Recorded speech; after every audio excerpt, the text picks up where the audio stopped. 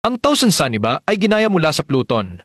Alam natin na si Frankie ay may mga plano para sa Pluton at ang pangarap niya ay gumawa ng barko na makakapaglayag hanggang dulo ng Grand Line. Matapos sirain ni Frankie ang huling kopya nito, siya at si Iceberg ay nagtulungan upang gawin ang Thousand Sunny sa loob ng ilang araw. Pareho silang nakakaalam ng mga disenyo ng Pluton dahil sila mga pangunahing apprentices ni Tom. Ang barko ay punong-puno ng armas, marahil mas marami pa kaysa sa ibang mga barko ng digmaan, at may mga nakakagandang armas tulad ng Gon Cannon at Kuda Burst, kaya't kaya nitong magdulot ng malawakang pagkawasak. Oo, pinapatakbo ito ng kola, pero ito ang paraan ni Frankie upang iangkop ang mga armas ng Pluton sa kanyang sariling estilo. Ang Sunny ay halos hindi masisira dahil gawa ito sa Adam Wood, ang pinakamahalagang materyales sa kwento, kaya't matibay ito laban sa maliliit na putok. Sa teorya, kaya nitong tumagal ng maraming siglo. Hindi ganun kalaki ang Sunny kumpara sa ibang mga barko ng Yonko at Navy, pero maaari itong isang mas maliit na bersyon ng Pluton na maaaring maging mahalaga sa huling laban-laban sa gobyerno kung makuha nila ang Pluton.